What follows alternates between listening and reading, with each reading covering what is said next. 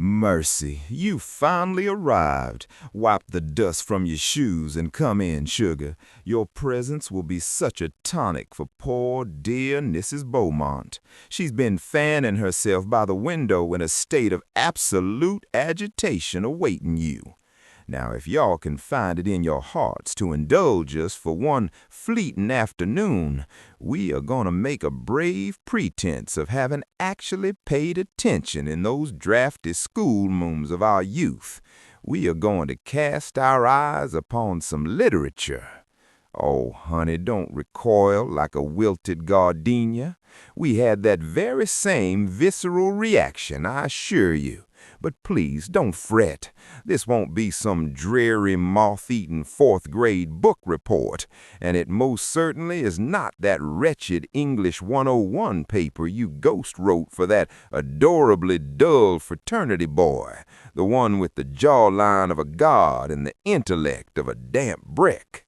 In the humid shadows of the South, music is never merely a matter of meter or rhyme. It is a blood pulse, a haunting choir rising from the red clay and the stagnant swamp water. These melodies are our true inheritance, carrying the weight of a century's grief and glory in the time it takes for a tallow candle to flicker and die. Within the span of a few desperate minutes, a song unearths the same ghosts that Capote, Flagg, and Mitchell spent hundreds of ink-stained pages trying to exorcise. The secrets they buried in chapters of typeset prose, the family rot, the hidden sins, and the fierce, jagged beauty of our land are all laid bare in the vibration of a single steel string. Symphony No. 1 in E minor is a monument of nostalgia and reckoning. It possesses immense literary merit as a text that bridged the gap between the slave spirituals of the 19th century and the urban sophistication of the 20th. It is the definitive Southern epic in 4 movements. Now listen close, for there are some tales that require no tongue to wag nor ink to dry upon a page.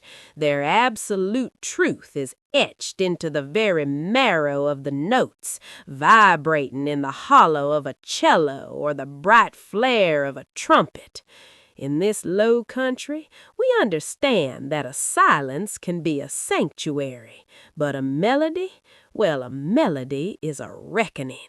Florence Price, a lady of immense grace and steel-bound intellect, sat down to build a cathedral of sound, a great American novel written not in chapters, but in movements.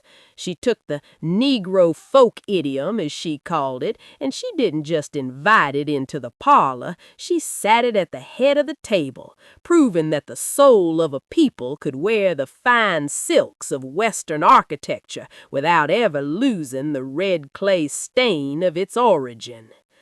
Long ago, before the violins learned to weep in E minor, the old ones knew that rhythm was the heartbeat of the earth itself. They tell of the pulse that moved through the tall grass and the river reeds, a rhythm that travels like a secret from the ancestors to the living. This symphony is a third-person omniscient voice, honey. It doesn't speak for the singular I, but for the collective we. It is the story of the black intellectual South, the sophisticated, talented 10th who carried the AME church in their hearts while their hands mastered the keys of a Steinway. It is a sonic memoir of the home she had to flee, a bridge spanning the distance between the hushed slave spirituals of the 19th century and the neon-lit sophistication of the 20th. Then comes that third movement, the Juba. Now, in the grand houses of Europe, they would expect a scherzo, a light, playful little trifle. But Miss Florence, she gave them a southern dialect that interrupted their formal British English like a sudden burst of laughter in a quiet library. The Juba is the ancestor of the tap, a dance born of necessity when the drums were taken away and the body had to become the instrument. Listen to it, and you will see the Sunday afternoon gathering, the dust kicking up from the floorboards of a front porch, swirling in the light. It isn't just a tune, it is the pentatonic scale of the spiritual made flesh. It is the Juba rhythm acting as a monument of high art, taking what some called a plantation dance and giving it the staggering weight of a Beethoven monument. She navigated that color line with the precision of a master weaver.